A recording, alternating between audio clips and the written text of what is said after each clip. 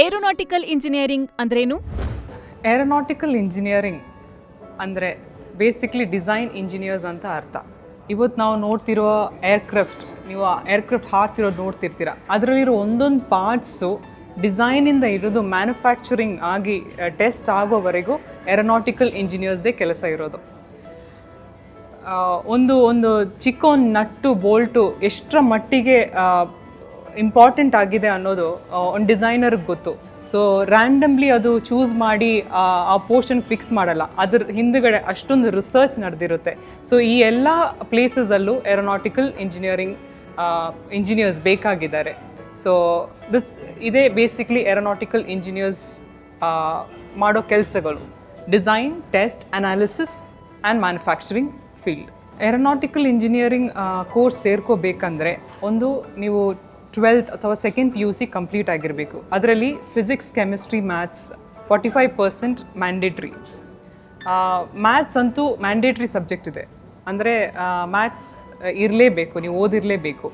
ಇನ್ನೊಂದು ಪ್ರೊವಿಷನ್ ಏನಂದರೆ ಡಿಪ್ಲೊಮಾ ಮಾಡಿ ಕೂಡ ನೀವು ಏರೋನಾಟಿಕಲ್ ಇಂಜಿನಿಯರಿಂಗ್ ಮಾಡ್ಕೋಬೋದು. ಡಿಪ್ಲೊಮಾ ಮಾಡಿ ಬರಬೇಕಾದ್ರಲ್ಲಿ ನೀವು ಫಸ್ಟ್ ಇಯರ್ ಮಾಡಬೇಕಾದ ಅವಶ್ಯಕತೆ ಇಲ್ಲ, ಡೈರೆಕ್ಟ್ಲಿ 2nd ಇಯರ್ಗೆ ಜಾಯ್ನ್ ಆಗ್ಬೋದು. ಸೊ 12th ಮುಗಿಸಿ ಬರೋರಿಗೆ 4 ವರ್ಷ ಈ ಪ್ರೋಗ್ರಾಮ್, ಡಿಪ್ಲೊಮಾ ಮುಗಿಸಿ ಬರೋರಿಗೆ 3 ವರ್ಷದಲ್ಲಿ ಈ ಇಂಜಿನಿಯರಿಂಗ್ ಕಂಪ್ಲೀಟ್ ಮಾಡ್ಕೋಬೋದು. ಬೇಸಿಕ್ ಕ್ರೈಟೀರಿಯಾ ಅನ್ನೋದು 45% ಫಿಸಿಕ್ಸ್, ಕೆಮಿಸ್ಟ್ರಿ, ಮ್ಯಾಥ್ಸ್. ಅದರಲ್ಲಿ ಮ್ಯಾಥ್ಸ್ ಕಂಪಲ್ಸರಿ ಸಬ್ಜೆಕ್ಟ್ ಆಗಿರುತ್ತದೆ. ಏರೋನಾಟಿಕಲ್ ಇಂಜಿನಿಯರಿಂಗ್ನಲ್ಲಿ ಎಷ್ಟು ಕೋರ್ಸ್ಗಳಿವೆ? ಏರೋನಾಟಿಕಲ್ ಇಂಜಿನಿಯರಿಂಗಲ್ಲಿ ಮೇಜರ್ಲಿ 4 ಸಬ್ ಬ್ರಾಂಚಸ್ ಬರುತ್ತೆ. ಅಂದರೆ ನೀವೊಂದು ಏರ್ಕ್ರಾಫ್ಟ್ ನೋಡ್ತೀರಾ, ಬಟ್ ಅದು ಒಬ್ಬರೇ ಕೂತ್ಕೊಂಡು ಎಂಟೈರ್ ಏರ್ಕ್ರಾಫ್ಟ್ನ ಬಿಲ್ಡ್ ಮಾಡೋಕ್ಕಾಗಲ್ಲ. ಸೊ ಅದನ್ನು ಸೆಕ್ಷನ್ಸ್ ಆಗಿ ಡಿವೈಡ್ ಮಾಡುತ್ತೆ. ಸೊ ಫಸ್ಟ್ ಸೆಕ್ಷನ್ ಅನ್ನೋದು ಏರೋಡೈನಮಿಕ್ಸ್. ಅಂದರೆ ಒಂದು ಏರ್ಕ್ರಾಫ್ಟು ಏರಲ್ಲಿ ಹೋಗ್ತಿರ್ಬೇಕಾದ್ರೆ ಯಾವ್ಯಾವ ಫೋರ್ಸಸ್ ಆ್ಯಕ್ಟ್ ಆಗುತ್ತೆ, ಸೊ ಡಿಸೈನ್ ಹೆಂಗೆ ಸಪೋರ್ಟ್ ಮಾಡಬೇಕು ಅನ್ನೋದು ಈ ಸ್ಟ್ರೀಮಲ್ಲಿ ನೀವು ಓದ್ತೀರಾ, ಅದಕ್ಕೆ ಏರೋಡೈನಮಿಕ್ಸ್ ಅಂತಾರೆ. ಇನ್ನೊಂದು ಏರ್ಕ್ರಾಫ್ಟ್ ಸ್ಟ್ರಕ್ಚರ್, ನೀವು ಬಾಡಿ ನೋಡ್ತೀರಾ, ಯಾವ ಮೆಟೀರಿಯಲ್ ಚೂಸ್ ಮಾಡಿಕೊಂಡು ನೀವು ಡಿಸೈನ್ ಮಾಡ್ತೀರಾ, ಬೇಸಿಕ್ ಸ್ಕೆಲಿಟನ್ ಸ್ಟ್ರಕ್ಚರ್ಸ್. ಸೊ ಈ ಒಂದು ಏರಿಯಾ ಏರ್ಕ್ರಾಫ್ಟ್ ಸ್ಟ್ರಕ್ಚರ್ಸ್ ಕವರ್ ಮಾಡುತ್ತೆ.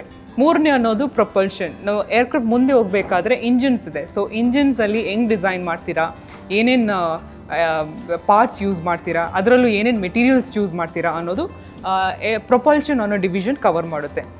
4ನೇದು ಅನ್ನೋದು ಏವಿಯಾನಿಕ್ಸ್.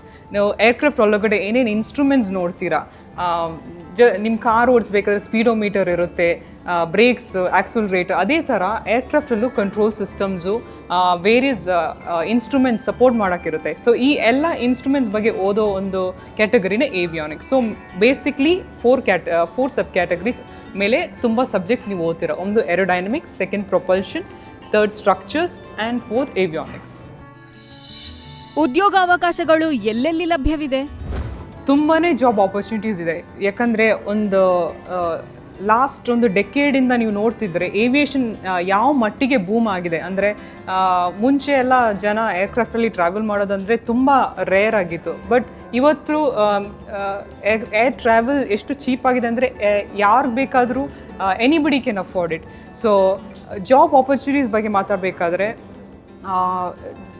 ಗೌರ್ಮೆಂಟಲ್ಲಿ ಏನೇನು ಉದ್ಯೋಗಗಳು, ಒಂದು ನಮ್ಮ ಹಿಂದೂಸ್ತಾನ್ ಏರೋನಾಟಿಕ್ಸ್ ಲಿಮಿಟೆಡ್, NAL, ಮತ್ತು DRDO, ಇಸ್ರೋ, ಮತ್ತು ಡಿಫೆನ್ಸಲ್ಲೂ ಕೂಡ ತುಂಬಾ ಆಪರ್ಚುನಿಟೀಸ್ ಇದೆ. ಈ ಎಲ್ಲ ಗೌರ್ಮೆಂಟ್ ಜಾಬ್ ಆಪರ್ಚುನಿಟೀಸಲ್ಲಿ ಗೌರ್ಮೆಂಟ್ ಜಾಬ್ಸ್ ತಗೋಬೇಕಂದ್ರೆ ಅವ್ರದ್ದೇ ಆದ ಒಂದು ಎಂಟ್ರಿ ಎಕ್ಸಾಮ್ಸ್ ಇರುತ್ತೆ, qualifying test followed by interviews. So ಇದು 2 ಪಾಸ್ ಆದರೆ ಅಷ್ಟೇ ನಿಮಗೆ ಈ ಗೌರ್ಮೆಂಟ್ ಸೆಕ್ಟರ್ಸಲ್ಲಿ ಕೆಲಸ ಕನ್ಫರ್ಮ್ ಆಗೋದು. ಇನ್ನೊಂದು ಪ್ರೈವೇಟ್ ಸೆಕ್ಟರ್ಸ್ ಬಗ್ಗೆ ಮಾತಾಡ್ತಾ ಇದ್ದರೆ ಇಂಡಿಯಾದಲ್ಲಿ ಏರ್ಬಸ್, ಬೋಯಿಂಗ್, ಬೊಂಬಾರ್ಡಿಯರ್ ಎಲ್ಲ ಮ್ಯಾನುಫ್ಯಾಕ್ಚರಿಂಗ್ ಕಂಪನೀಸ್ ಇಲ್ಲಿ ಇಂಡಿಯಾದಲ್ಲಿ ಸೆಟಪ್ ಮಾಡಿದ್ದಾರೆ. ಸೊ ಈ ಎಲ್ಲ ಏರಿಯಾಸಲ್ಲೂ ಜಾಬ್ ಆಪರ್ಚುನಿಟೀಸ್ ಇದೆ. ಇನ್ನೊಂದು ನಮ್ಮ ಬೆಂಗಳೂರಲ್ಲಿ ನೋಡಿದ್ರೆ ತುಂಬಾ ಸ್ಟಾರ್ಟಪ್ಸ್, ಏವಿಯೇಷನ್ ರಿಲೇಟೆಡ್ ತುಂಬಾ ಸ್ಟಾರ್ಟಪ್ಸ್ ಬಂತೆ. ಈ ಎಲ್ಲ ಏರಿಯಾಸಲ್ಲೂ ಜಾಬ್ ಆಪರ್ಚುನಿಟೀಸ್ ಇದೆ. ಇನ್ನೊಂದು ಅಂದರೆ ಏರ್ಪೋರ್ಟ್ಸಲ್ಲೂ ಕೂಡ ನೀವು ನೋಡ್ತಾ ಇದ್ದರೆ ಮೇಂಟೆನೆನ್ಸ್ ಸೆಕ್ಟರ್ಸ್ ಇದೆ. ನೀವು ಹೆಂಗೆ ಒಂದು ಕಾರ್ನ ತಗೊಂಡೋಗಿ ಮೆಕ್ಯಾನಿಕ್ ಹತ್ರ ಕೊಟ್ಟು ಮೇಂಟೆನ್ಸ್ ಮಾಡ್ತಿದ್ದೀರಾ, ಅಥವಾ ಎವ್ರಿ 1000 ಕಿಲೋಮೀಟರ್ಸಲ್ಲಿ ನಾವು ಕಾರು ಮೇಂಟೈನ್ ಮಾಡಬೇಕು, ಮೇಂಟೆನೆನ್ಸ್ಗೆ ಹೋಗಬೇಕು ಅನ್ನೋ ಅದೇ ಕನ್ಸೆಪ್ಟ್ ನಮ್ಮ ಏರ್ಕ್ರಾಫ್ಟಲ್ಲೂ ಕೂಡ ಇದೆ. ಸೊ ಅದಕ್ಕೂ ಒಂದು set of engineers, set of diploma holders ಇರ್ತಾರೆ. ಸೊ ಈ ಒಂದು ಏರಿಯಾದಲ್ಲೂ ಕೂಡ ಜಾಬ್ ಆಪರ್ಚುನಿಟೀಸ್ ತೊಗೋಬೋದು.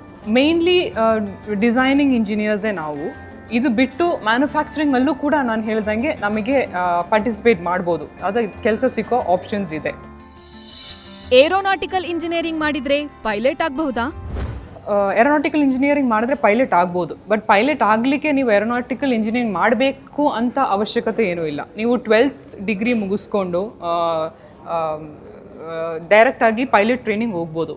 ನೀವು ಗೌರ್ಮೆಂಟ್ ಕಡೆ ಹೋಗ್ತಿದ್ರಾ ಅಂದರೆ ಡಿಫೆನ್ಸಲ್ಲಿ, ಏರ್ಫೋರ್ಸಲ್ಲಿ ಅವ್ರದ್ದಾದ ಎಕ್ಸಾಮ್ಸ್ ಬರೆದು ಫಿಸಿಕಲ್ ಟೆಸ್ಟ್ ಅಂದರೆ ತುಂಬ ರೌಂಡ್ಸ್ ಆಫ್ ಟೆಸ್ಟ್ ಇದೆ. ಸೊ ಅದೆಲ್ಲ ಕ್ವಾಲಿಫೈ ಆದರೆ ನಿಮ್ಗೆ ಅಲ್ಲೂ ಪೈಲಟ್ ಟ್ರೈನಿಂಗ್ 100% ಸಿಗುತ್ತೆ. ಏರೋನಾಟಿಕಲ್ ಇಂಜಿನಿಯರಿಂಗ್ ಮಾಡಿದ್ರೆ ಖಂಡಿತವಾಗೂ ನಿಮ್ಗೆ ಪೈಲಟ್ ಟ್ರೈನಿಂಗ್ ಹೋಗ್ಬೋದು, ಬಟ್ ಪೈಲಟ್ ಆಗಲಿಕ್ಕೆ ಏರೋನಾಟಿಕಲ್ ಇಂಜಿನಿಯರಿಂಗ್ ಮ್ಯಾಂಡೇಟ್ರಿ ಏನಲ್ಲ. ಅಡ್ವಾಂಟೇಜಸ್ ತುಂಬಾ ಇದೆ, ಯಾಕಂದರೆ ನೀವು ಒಂದು ಏರ್ಕ್ರಾಫ್ಟ್ ಹೆಂಗೆ ವರ್ಕ್ ಆಗ್ತಿದೆ ಅನ್ನೋದು ನೀವು ಓದಿರ್ತೀರಾ ಏರೋನಾಟಿಕಲ್ ಇಂಜಿನಿಯರಿಂಗಲ್ಲಿ. ಸೊ ಪೈಲಟ್ ಟ್ರೈನಿಂಗ್ ಕೋರ್ಸ್ ನಿಮಗೆ ತುಂಬ ಈಸಿ ಆಗುತ್ತೆ. ಸೊ ಅದು ಒಂದು ಆ್ಯಡ್ ಆನ್ ಬೆನಿಫಿಟ್. ಆಚಾರ್ಯ ಇನ್ಸ್ಟಿಟ್ಯೂಟ್ನಲ್ಲಿ ಅಡ್ಮಿಷನ್ ಪ್ರೋಸೆಸ್ ಹೇಗಿದೆ? ಆಚಾರ್ಯ ಇನ್ಸ್ಟಿಟ್ಯೂಟ್ ಆಫ್ ಟೆಕ್ನಾಲಜಿಯಲ್ಲಿ ಏರೋನಾಟಿಕಲ್ ಇಂಜಿನಿಯರಿಂಗ್ ಕೋರ್ಸ್ ಇದೆ. ಇದು 4 year ಪ್ರೋಗ್ರಾಮ್. ಇದು ಬಿಟ್ಟು ನಮ್ಮಲ್ಲಿ ಡಿಪ್ಲೊಮಾ ಏರ್ಕ್ರಾಫ್ಟ್ ಮೇಂಟೆನೆನ್ಸ್ ಇಂಜಿನಿಯರಿಂಗ್ ಅನ್ನೋ ಪ್ರೋಗ್ರಾಮ್ ಕೂಡ ಇದೆ. ಆ ಡಿಪ್ಲೊಮಾ ಮಾಡಿಕೊಂಡು ಏರೋನಾಟಿಕಲ್ ಇಂಜಿನಿಯರಿಂಗ್ ಚೂಸ್ ಮಾಡ್ಕೋಬೋದು. ಸೊ ಆ ಒಂದು ಪ್ರೊವಿಷನ್ ಕೂಡ ಅವೈಲೇಬಲ್ ಆಗಿದೆ. ಬೇಸಿಕ್ಲಿ ಅಡ್ಮಿಷನ್ ಪ್ರಾಸೆಸ್ ಅಂದರೆ ನಮ್ಮದು ಅಡ್ಮಿಷನ್ ಡಿಪಾರ್ಟ್ಮೆಂಟ್ ಅಂತ ಒಂದಿರುತ್ತೆ. ನಮ್ಮದು ವೆಬ್ಸೈಟ್ ಇದೆ, ಅದರಲ್ಲೂ ಕೂಡ 24/7 ನಿಮಗೆ ಅಸಿಸ್ಟೆನ್ಸ್ ಸಿಗುತ್ತೆ. ಸೊ ಯಾವುದಾದ್ರೂ ಒಂದು ಅಡ್ಮಿಷನ್ ಕೌನ್ಸಿಲರ್ನ ನೀವು ಕಾಂಟ್ಯಾಕ್ಟ್ ಮಾಡಿದ್ರೆ ಅವರು ನಿಮ್ಮನ್ನ ಅಪ್ರೋಚ್ ಮಾಡಿ ಯಾವ್ಯಾವ ಡಾಕ್ಯುಮೆಂಟ್ಸ್ ಬೇಕು, ಹೆಂಗೆ ವೆರಿಫೈ ಮಾಡ್ಕೋಬೇಕು, ದ ಕಂಪ್ಲೀಟ್ ಪ್ರಾಸೆಸ್ ಅವ್ರು ನಿಮಗೆ ಹೆಲ್ಪ್ ಮಾಡ್ತಾರೆ. ಬೇಸಿಕ್ಲಿ ಏನಂದರೆ CET, COMEDK ಈ ಒಂದು ಎಂಟ್ರೆನ್ಸ್ ಎಕ್ಸಾಮಿನೇಷನ್ ಆದಮೇಲೆ ಅದರ ರಿಸಲ್ಟ್ ಬೇಸಿಸ್ ಮೇಲೆ ಅಡ್ಮಿಷನ್ಸ್ ತಗೊಳುತ್ತೆ. ಅದು ಬಿಟ್ಟು ಮ್ಯಾನೇಜ್ಮೆಂಟ್ ಕೋಟಾ ಕೂಡ ಇದೆ. ಸೊ ಅಡ್ಮಿಷನ್ ಡಿಪಾರ್ಟ್ಮೆಂಟ್ ಅವರು ನಿಮ್ಮನ್ನ ಇದಕ್ಕೆ ಅಸಿಸ್ಟ್ ಮಾಡ್ತಾರೆ. ಪೋಸ್ಟ್ ಕೋವಿಡ್ ನಮ್ಮದು ಆ್ಯಕ್ಟಿವಿಟೀಸ್ ಅಂದರೆ ಆಲ್ಮೋಸ್ಟ್ 80% ಆನ್ಲೈನ್ ಪ್ರಾಸೆಸ್ ಇದೆ. ಅದರಲ್ಲೂ ಈಗ ನಿಮಗೆ ಕಾಲೇಜ್ ಬಂದು ನೋಡಬೇಕು, ಇನ್ಫ್ರಾಸ್ಟ್ರಕ್ಚರ್ ನೋಡಬೇಕು, ಡಿಪಾರ್ಟ್ಮೆಂಟ್ ನೋಡಬೇಕು, ಅಥವಾ ಯಾವುದಾದ್ರು ಫ್ಯಾಕಲ್ಟೀಸ್ನ ಮಾತಾಡಬೇಕು, ಏನೇನು ಲ್ಯಾಬ್ ಎಕ್ವಿಪ್ಮೆಂಟ್ಸ್ ಇದೆ, ಲ್ಯಾಬೊರೇಟ್ರೀಸ್ ಯಾವ್ದಾವ್ದಿದೆ, ಇದೆಲ್ಲ ನೋಡ್ಕೋಬೇಕಂದ್ರೆ ನಿಮಗೆ ಪ್ರಯರ್ ಅಪಾಯಿಂಟ್ಮೆಂಟಲ್ಲಿ ಬಂದು ಡಿಪಾರ್ಟ್ಮೆಂಟ್ ವಿಸಿಟ್ ಮಾಡಿ ಹೆಡ್ ಆಫ್ ದ ಡಿಪಾರ್ಟ್ಮೆಂಟ್ ಅಥವಾ ಯಾವುದಾದ್ರು ಫ್ಯಾಕಲ್ಟೀಸ್ ಜೊತೆ ಮಾತಾಡಿಕೊಂಡು ಹಂಗೂ ಕ್ಲಾರಿಫೈ ಮಾಡೋ ಆಪ್ಷನ್ ಇದೆ.